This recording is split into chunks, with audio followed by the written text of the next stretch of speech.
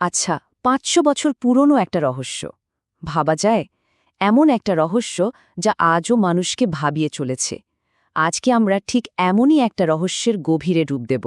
গল্পটা হলো ইনকা সাম্রাজ্যের সেই বিপুল পরিমাণ সোনা নিয়ে, যেটা কিনা ইতিহাসের অন্যতম সেরা হারানো গুপ্তধন হিসেবে পরিচিত।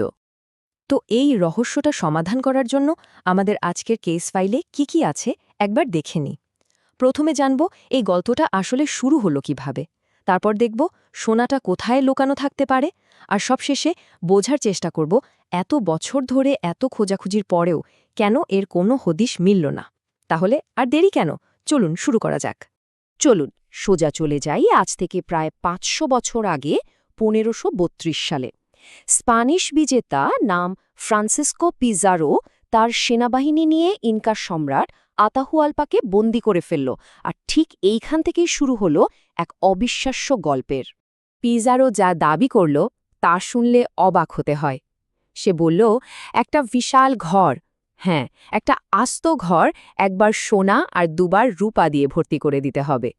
ইনকারা কিন্তু তাদের কথা রেখেছিল, কিন্তু স্প্যানিশরা কথা রাখেনি।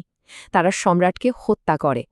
আর এই চরম বিশ্বাসঘাতকতার মুহূর্তেই জন্ম নেয় ইতিহাসের অন্যতম সেরা গুপ্তধনের রহস্যটা। এখন প্রশ্নটা হল, মুক্তিপণের জন্য সোনা তো আনা হচ্ছিল, কিন্তু পুরোটা তো দেয়া হয়নি। তাহলে বাকি সোনাটা গেল কোথায়? আমাদের তদন্তের প্রথম সূত্র আমাদের নিয়ে যাচ্ছে কিংবদন্তির এক গোপন শহরের দিকে।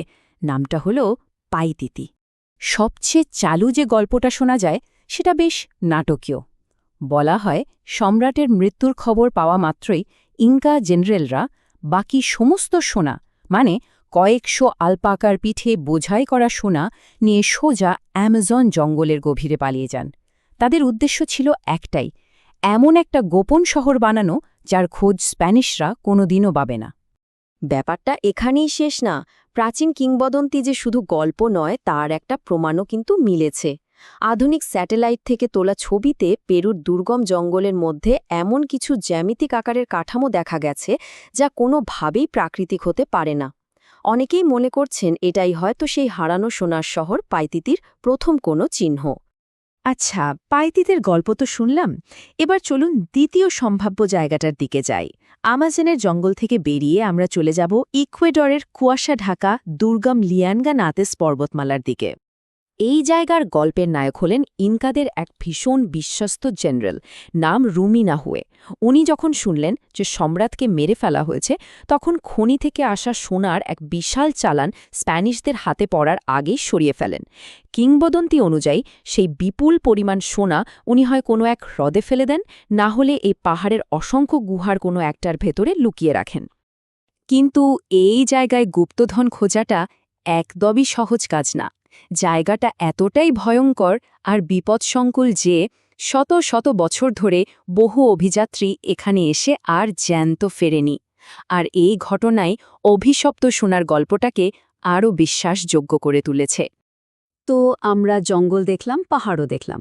আমাদের তদন্তের তৃতীয় আর শেষ সম্ভাব্য জায়গাটা হলো একটা পবিত্র হ্রদ। চলুন এবার আমরা ডুব দিই ইনকাদের সবচেয়ে পবিত্র জায়গা লেক টিটিকাকার গভীরে। ইনকাদের কাছে এই হ্রদটা ছিল ভীষণ পবিত্র। ওরা বিশ্বাস করত তাদের সূর্য দেবতা নাকি এই হ্রদ থেকেই জন্মেছিলেন। তাই যখন স্প্যানিশরা ওদের রাজধানী কুচকো আক্রমণ করল, তখন পুরোহিতরা ভাবলেন মন্দিরের পবিত্র সোনার মূর্তি আর অলঙ্কারগুলো স্প্যানিশদের হাতে পড়লে অপবিত্র হয়ে যাবে। তাই তারা সবকিছু এই গভীর হ্রদের জলেই ফেলে দিয়েছিলেন। আর এই তত্ত্বটা যে কতটা সত্যি হতে পারে তার একটা বড় প্রমাণও কিন্তু পাওয়া গেছে। খুব বেশি দিন আগের কথা না, ২০০০ সালে গবেষকরা সত্যি সত্যি এই লেকের জলের নিচে একটা প্রাচীন মন্দিরের ধ্বংসাবশেষ খুঁজে পেয়েছেন। এই আবিষ্কারের পর অনেকেই এখন নিশ্চিত যে গুপ্তধনের একটা বড় অংশ এখানে কোথাও লুকিয়ে আছে। আচ্ছা, তাহলে আমাদের হাতে ৩টা সম্ভাব্য জায়গা আছে: আমাজনের জঙ্গল, লিয়ানগানাতেস পর্বতমালা আর টিটিকাকা হ্রদ। কিন্তু আসল প্রশ্নটা হলো, জায়গাগুলো যখন মোটামুটি জানাই আছে, তাহলে ৫০০ বছরেও কেন এই সোনা খুঁজে পাওয়া গেল না? ব্যাপারটা সত্যিই একটা বড় ধাঁধা, তাই না?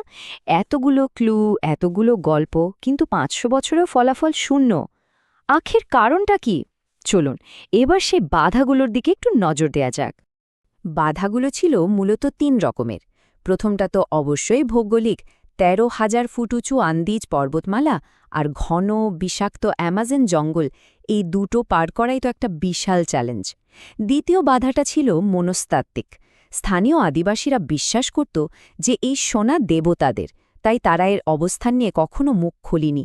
আর ৩ নম্বর বাধাটা ছিল প্রযুক্তিগত। ইনকাতে তো কোনো বর্ণমালা ছিল না, তারা কিপু বা গিট দেওয়া দড়ি ব্যবহার করত, আর সেই সংকেতের অর্থ বোঝা প্রায় অসম্ভব একটা কাজ ছিল। আর এখানেই শেষ নয়, ইনকারা ছিল অসাধারণ ইঞ্জিনিয়ার। ওরা গুপ্তধন রক্ষার জন্য এমন সব মরণ ফাঁদ তৈরি করেছিল যা ভাবা যায় না। যেমন ধরুন, অনেক সুড়ঙ্গ বানানো হতো কোনো নদী বা ঝর্ণার ঠিক পাশে। কেউ যদি ভেতরে ঢুকে একটা ভুল পাথরও সরায়, সাথে সাথে একটা মেকানিজম চালু হয়ে যেত, আর মুহূর্তের মধ্যে পুরো চেম্বারটা জলে ভেসে যেত। তাহলে কি এই সব কিছুর পেছনে সত্যি কোনো অভিশাপ কাজ করছে, নাকি পুরো ব্যাপারটার পেছনে অন্য কোনো বাস্তব ব্যাখ্যা আছে? চলুন এবার রহস্যের পর্দা ফাঁস করা যাক। ব্যাপারটা হলো, এই অভিশাপের গল্পটাই ছিল ইনকাদের সবচেয়ে বড় আর বুদ্ধিদীপ্ত একটা চাল। এটা ছিল একটা সাইকোলজিক্যাল গেম। ওরা ইচ্ছে করে এই গুজবটা ছড়িয়েছিল যে এই সোনা যে ধরবে তারই মৃত্যু হবে। উদ্দেশ্য একটাই, লোভী স্প্যানিশ আর চোর ডাকাতদের ভয় দেখিয়ে গুপ্তধন থেকে দূরে রাখা। তার মানে আসল গুপ্তধনটা হয়তো শুধু সোনা বা রূপা নয়। ইনকাদের আসল সম্পদ ছিল তাদের জ্ঞান, ভূগোল, ইঞ্জিনিয়ারিং আর মানুষের সাইকোলজিকে কাজে লাগানোর যে অবিশ্বাস্য দক্ষতা তাদের ছিল, সেটাই তাদের আসল গুপ্তধন। আর সেই জ্ঞান দিয়েই তারা তাদের সম্পদকে ৫০০ বছর ধরে সবার চোখের আড়ালে রাখতে পেরেছে।